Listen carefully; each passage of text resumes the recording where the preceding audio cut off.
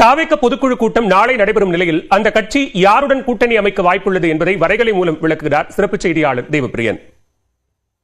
தமிழக வெற்றிக் கழகத்துடைய முதல் பொதுக்குழு கூட்டத்திற்கு அழைப்பு விடுக்கப்பட்டிருக்கு. இந்த சூழ்நிலையில தமிழக வெற்றிக் கழகம் தனித்து போட்டியிடுமா அல்லது தனித்து விடப்படுகிறதா அப்படின்ற ஒரு கேள்விக்கு விடை காணக்கூடிய முயற்சியில் நம்ம இறங்கியிருக்கும். அதாவது இப்ப தமிழ்நாட்டில் இருக்கக்கூடிய பிரதான அரசியல் கட்சிகள் யாருடன் தமிழக வெற்றிக் கழகம் கூட்டணி அமைக்க வாய்ப்பு இருக்கு அப்படின்னு பார்க்கும்போது திமுகவோட கூட்டணி அமைக்க சாத்தியமா அப்படின்னு பார்க்கும்போது சாத்தியம் இல்லை. ஏன் அப்படின்னா திமுகவை அரசியல் எதிரி அப்படின்னு விஜய் டிக்ளேர் பண்ணியிருக்காரு. அடுத்ததாக பிரதான எதிர்க்கட்சியான அதிமுக கூட்டணி அமைக்க வாய்ப்பு இருக்கா அப்படின்னு பார்த்தா 2024 நவம்பர் 18 தமிழக வெற்றிக் கழகத்துடைய பொதுச் செயலாளர் மிக முக்கியமான அறிக்கை வெளியிட்டார். அதில் அதிமுகவோட கூட்டணி அப்படின்னு வரக்கூடிய செய்தி முற்றிலும் தவறானது அப்படின்னு சொல்லிட்டு விளக்கம் கொடுத்திருக்காரு. சோ அந்த பேச்சுக்கு முற்றுப்புள்ளி வைக்கப்பட்டிருக்கு.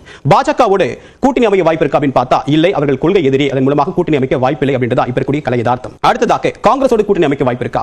காங்கிரஸ் கட்சியுடைய தமிழ்நாடு தலைவர் செல்வ பெருந்தகை இந்தியா கூட்டணிக்கு விஜய் வரணும் அப்படின்னு ஓப்பனாவே ஒரு அழைப்பு விடுத்தாரு. ஆனா அந்த அழைப்பை தமிழக வெற்றிக் கழகம் சார்பில் ஓப்பனா ஏற்றுக்கொள்ளவும் இல்லை, நிராகரிக்கவும் இல்லை அப்படின்றது நம்ம கவனிக்க விஷயமா பார்க்கப்படுது.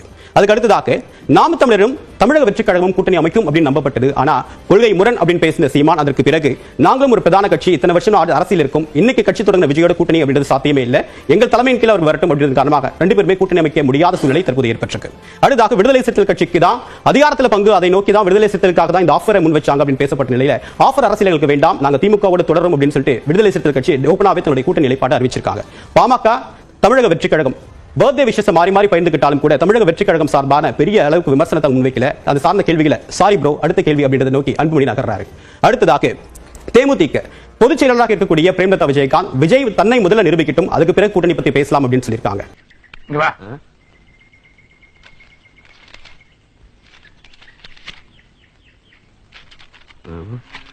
அது ஒண்ணு இல்ல, கீழே போட்டு.